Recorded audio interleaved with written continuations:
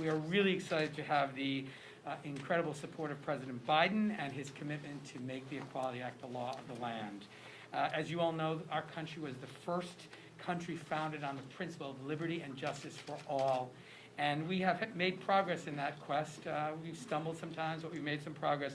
But the LGBTQ community, while having made some progress, continues to be in this fight for full equality. In most states, members of the LGBTQ community are at risk of losing an apartment, being denied credit, being turned away from service on a jury, all because of who they are or who they love. Every American deserves respect and dignity, and it's important that the Equality Act become law because it will once and for all ensure that LGBTQ Americans can live lives free of discrimination. And in particular, it amends the existing civil rights architecture and adds sexual orientation and gender identity to employment, education, housing, credit, jury service, public accommodations, and federal funding. It's a fully inclusive civil rights law that will once and for all make discrimination illegal in this country. Finally, it's not a controversial issue anymore. 83% of Americans support anti-discrimination legislation for LGBTQ Americans. 68% of Republican voters. So this is not a controversial issue. We've built a coalition that ranges in everyone from the U.S. Chamber of Commerce to the ACLU and everyone in between. Over 600 major organizations, hundreds of business leaders representing some of the most important companies in America all support the Equality Act. And I'll end with just a word in remembrance of our extraordinary colleague, the late John Lewis, who at a very critical moment in our fight for the Equality Act made certain that people understood the urgency of this action and the importance of doing this comprehensive bill. And I hope in his honor we will finally make the Equality Act the law of the land. And with that, I'm delighted to introduce the Senate sponsor, the lead sponsor of the Senate, Senator Jeff Flake. You know, the Equality Act is all about freedom. President Lyndon Johnson said the freedom is the right to share fully and equally in American society. It is the right to be treated in every part of our national life as a person equal in dignity and promise to all others. But today, LGBTQ Americans are not free. They do not share fully and equally in our national life. They are not treated as individuals equal in dignity and promise to all others.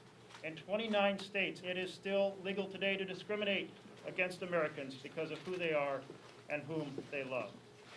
In over half the states of the Union, LGBTQ Americans can be married in the morning, ejected from a restaurant at lunch, denied a mortgage, dismissed from jury in the afternoon, evicted from their house that night. It is way past time we change that. Way past time we pass a National Equality Act. Together, we all introduced this bill in 2015. In fact, John Lewis was standing right here, well, not in this room, but across from the Senate side. And I think, as David mentioned, that his presence was powerful then, and as we think of him, it's powerful now. And he said we should get in good trouble, engage in good trouble, and we need a lot of good trouble to get this bill passed. In 2019, we had a powerful moment in May 17, 2019, with consideration of passage of the Equality Act in the U.S. House of Representatives. And I applaud my House colleagues for that tremendous victory. Well done. That was an awesome moment. But the leadership of the Senate at that same time refused to hold a vote, refused to hold a debate, refused to hold a hearing on this fundamental issue of freedom. But this year, 2021, it's different. We have leadership of the House and leadership of the Senate that supports this vision of opportunity and equality for all. We also have a tremendous number of civil rights partners that are taking us forward in this effort. The NAACP, the Human Rights Campaign, the Lawyers Committee for Civil Rights, the Leadership Conference on Civil and Human Rights, and National Urban League that are working passionately and diligently to make sure we get this right. And this year is different because we have a President, Joe Biden, who believes in the dignity and humanity of every American. And it's different because we have more Senate sponsors. And as David mentioned, we have more organizations, we have more businesses, we have more religious organizations with us at this moment. My friends, it is time we end this dark history of prejudice and discrimination and ring the bells of freedom for opportunity and equality for all. It is my pleasure now to introduce the Speaker of the House, Speaker Pelosi. Thank you very much, Senator, and thank you for your leadership on this important issue. It's an honor to welcome you over to the House side. It's always a pleasure to welcome back the distinguished, now Majority Leader of the Senate back. Senator, It's a pleasure to be back. and even more of a pleasure with Senator Baldwin with you returning to the House. We always took such pride in her being in the House, and then when she went on to the Senate as well. And thank you for being here for this very special occasion for all of us. Senator Booker, welcome to the House, not necessarily back, but welcome. And it's an honor to be here with Mr. Takano, the Chair of the Veterans Affairs Committee, but a leader in the Equality Caucus, and of course, our Chair of the Judiciary Committee, Mr. Nadler, who has made so many things possible for us. It's an honor to be with you. David Cicilline is a person we're very, very proud of. And we thank you, David, for giving us this opportunity today, and to you, Senator Merkley. Senator Merkley referenced to when we were together 5 years ago. We were in the LBJ room, as a matter of fact, over on the Senate side, when this Equality Act was introduced. Senator Merkley, Congressman Cicilline were the lead sponsors, but as Senator Merkley mentioned, right there standing with them was John Lewis, and that was very important. Again, we stood there with an icon of the civil rights movement in a room named for LBJ, who had been the sponsor who fought for and signed the Civil Rights Bill. The Civil Rights Act is a pillar of freedom in our country. It is not amended lightly. So how proud were we to have our beloved, as I said, John Lewis and the Congressional Black Caucus with us on that day as they gave their imprimatur to opening up the Civil Rights Act to end discrimination against the LGBTQ community. The two sponsors of the bill have said why this is necessary. It shouldn't be necessary, but why it is necessary and why it's important for us to act. And as we remember John Lewis's life, we remember his words spoken at the Pride Parade in Atlanta, shortly after being diagnosed with cancer. We are one people, one family. We all live in the same house. And those words have been an inspiration to us. In closing, I just want to say that our two lead sponsors, Senator Merkley and Mr. Cicilline, talked about the outside groups who are endorsing this legislation. And I want to thank all of them. For some, it's the easiest thing in the world. For others, it took a level of courage and, shall we say, fortitude to go forward. But all of them, very important as we do our inside maneuvering to get as many votes as possible, hopefully as bipartisan as possible, the outside mobilization, so essential to bring have a drumbeat across America for freedom, for liberty and justice for all. Thank you all very much for being here. I'm going to excuse myself to go to the floor as we have the bill on the floor right now, and I don't want to lose my time.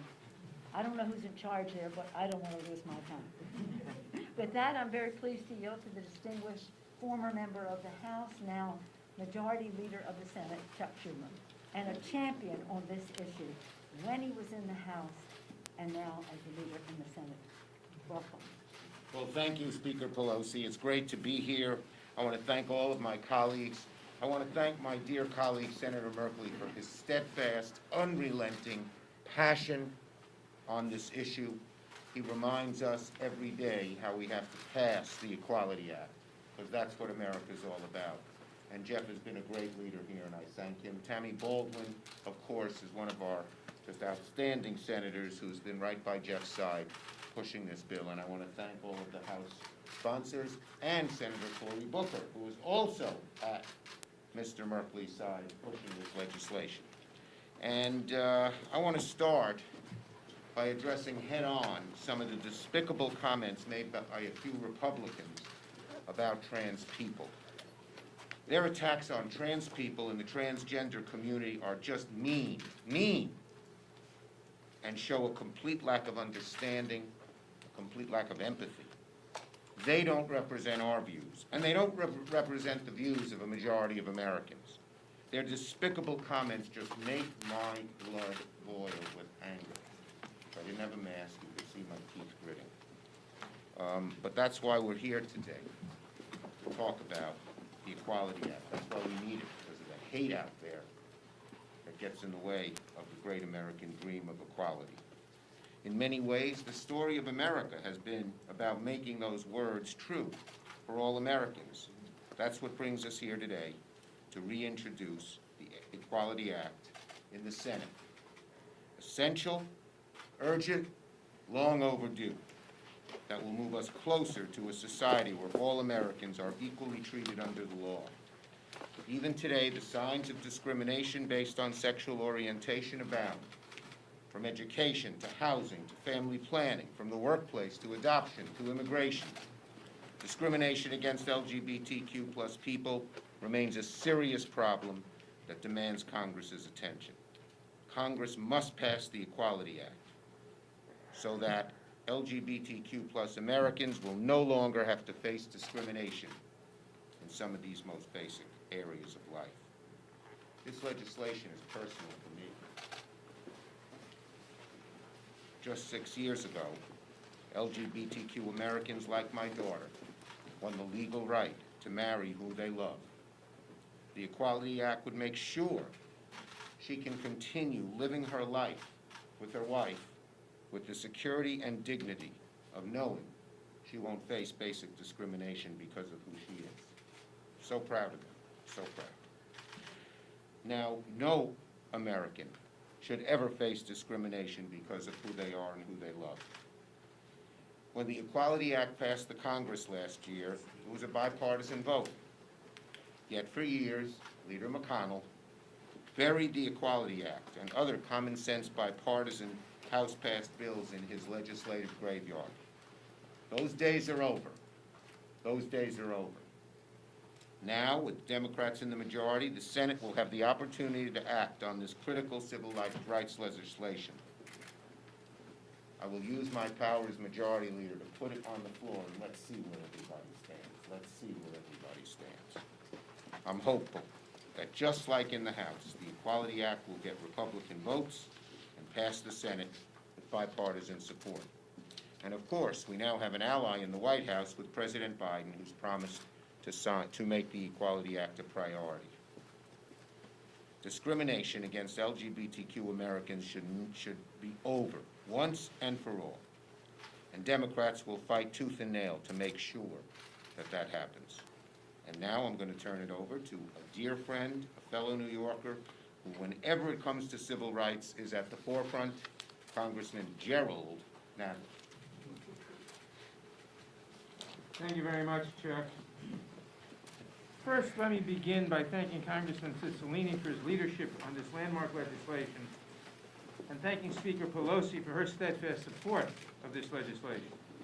The Equality Act represents one of the most significant opportunities we have had to expand civil rights in this country in many, many years.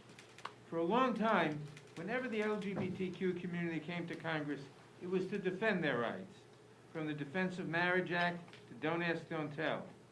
Even when we considered ENDA, there was a major discussion as to whether we can include protections for transgender people.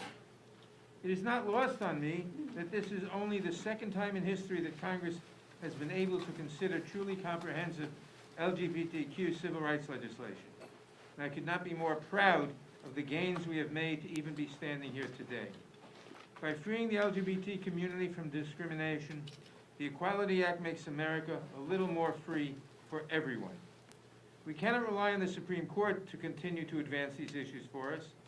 Instead, I expect that without the Equality Act, we will begin to see the court chipping away at the rights the LGBT community has already had acknowledged.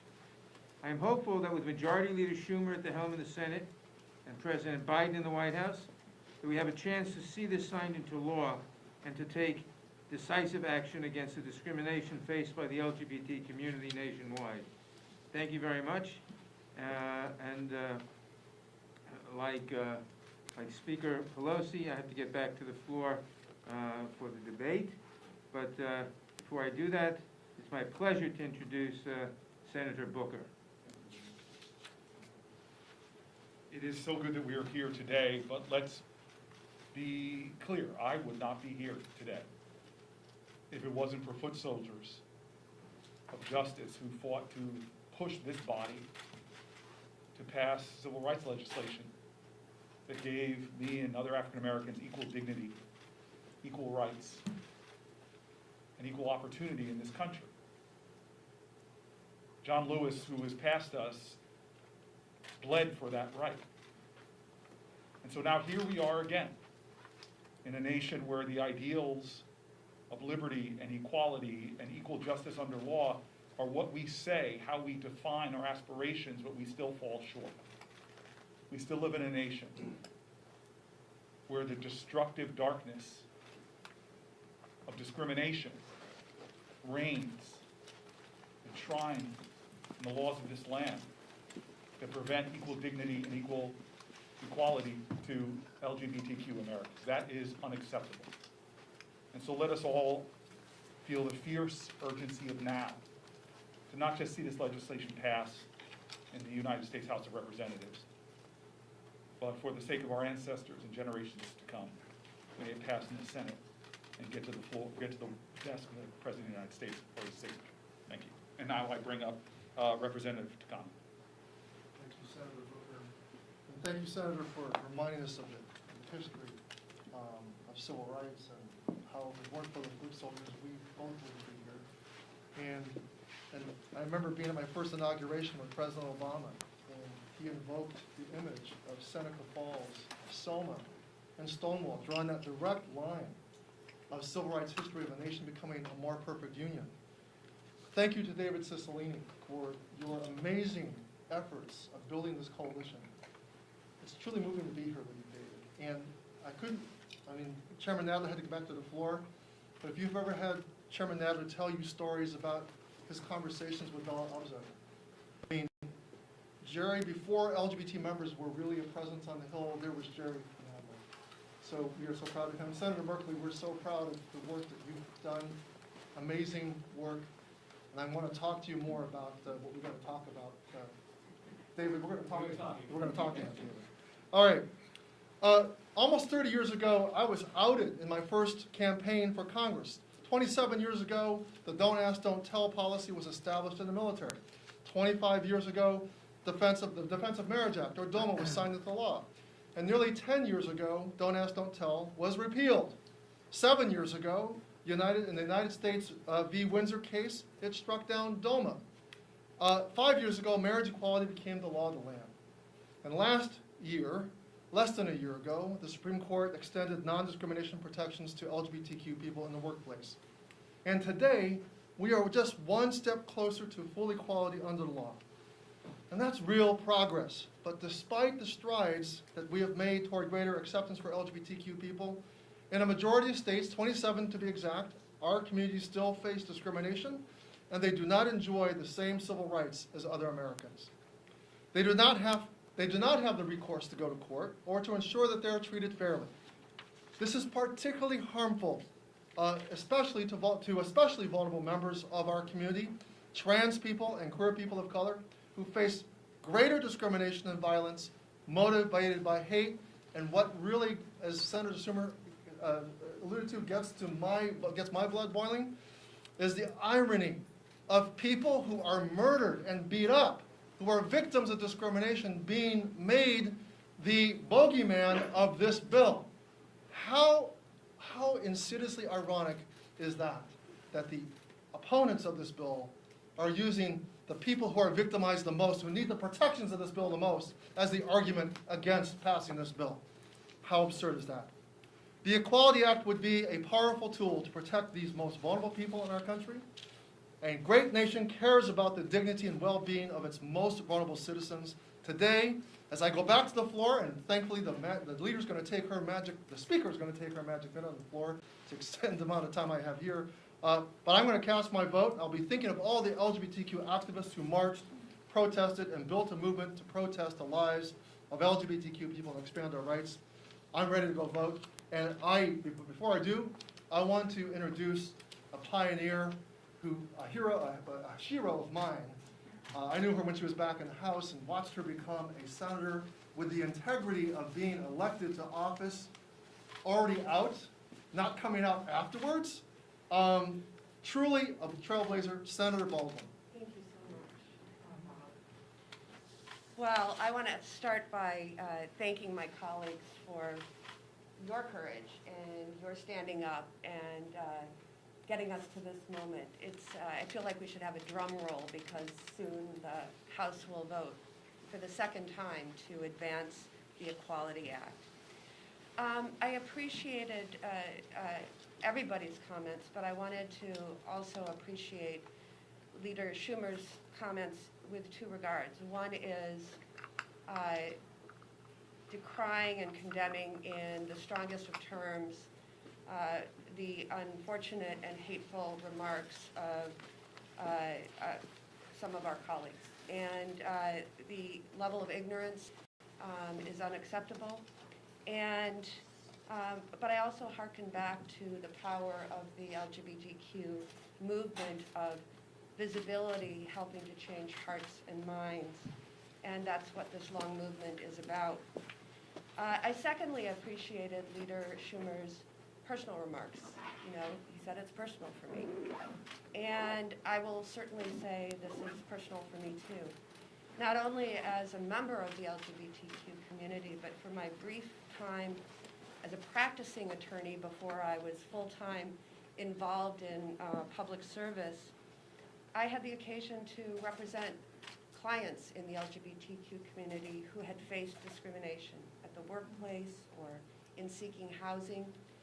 And I got to see how devastating that can be, especially when the law falls short in terms of protections.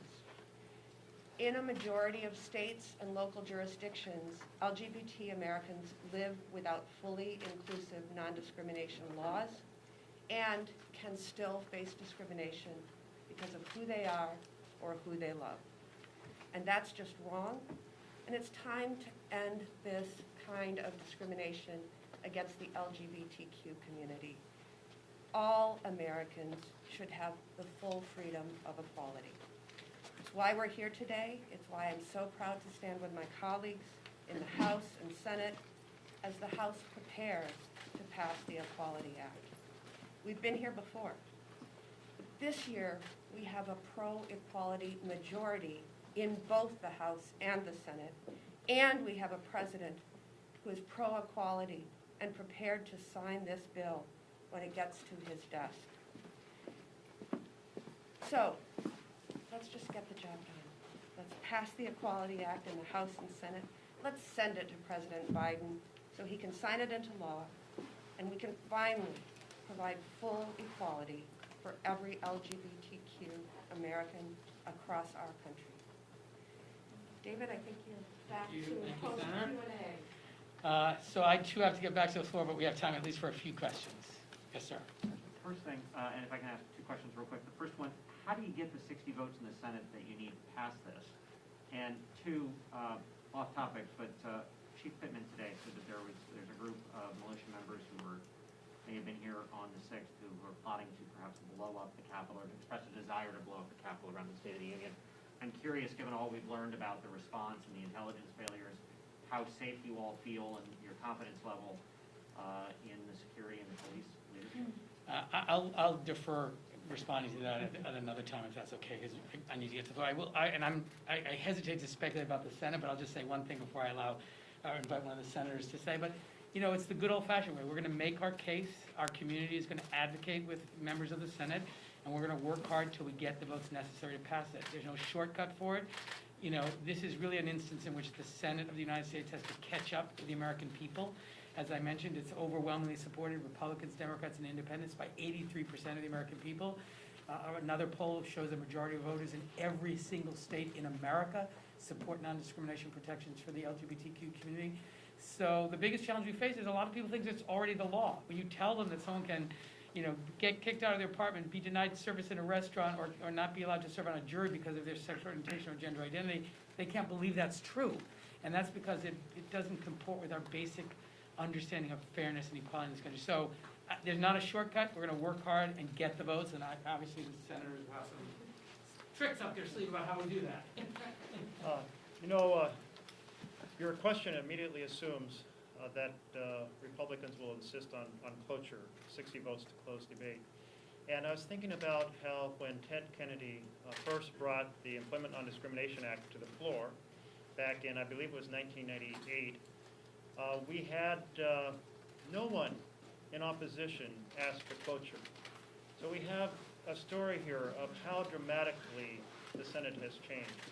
And I can tell you, as one senator, I do not believe that Mitch McConnell should be able to veto a bill the majority of the Senate supports that is about fundamental human rights.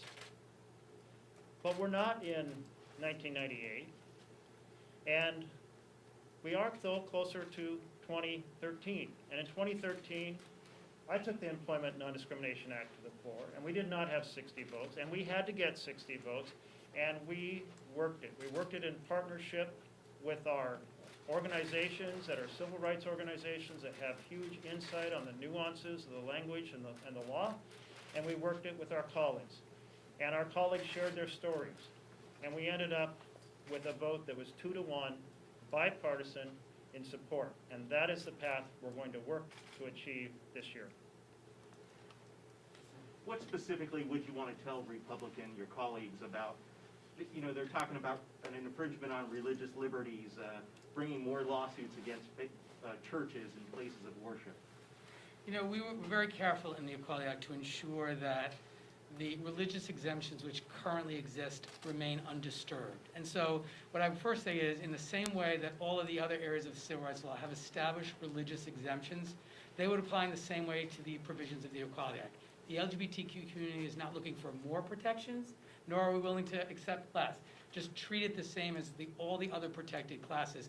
So religious organizations would still enjoy the rights they have in terms of their ministerial functions, to limit their services and facilities to members of their own congregation, to members of their own faith in good standing, as they determine. All those exemptions which have been established remain in place. And so that's been an argument that has been advanced, but we have two interests that are protected here: the right to religious expression and the deeply held commitment to ending discrimination. The Equality Act achieves both of those things. Can I just add to that the Bostock versus Clayton County decision has basically extended to the entire nation one portion of the Equality Act relating to employment, obviously a critical one, but by doing so has kept intact the current and existing religious exemptions. So that's now the reality in the United States. And so I just wanted to underscore what David Cicilline just said, that we want no more, nor should we accept any less. Thank you, Senator. Let me take one more. On the COVID relief package, Senator Schumer this morning said it was a... Is there any question on the Equality Act? Because Sure, I got to all run right. to the floor. I have one. Yes. Chris Stewart has signaled that he's going to introduce on Friday the Fairness for All Act as an alternative to the Equality Act with bipartisan support. Would that bill be better than nothing? No, that bill very clearly is worse than nothing.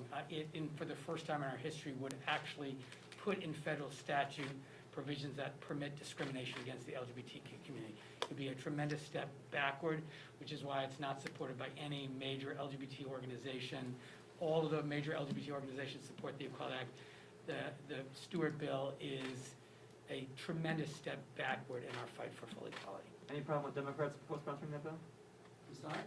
Would you have any issue with Democrats co-sponsoring? Well, I that? hope people who are committed to equality for the LGBTQ community would not support that bill, because it would put in statute and authorize expressly discrimination against the LGBTQ community. Thank you all. Thank you all. Yes.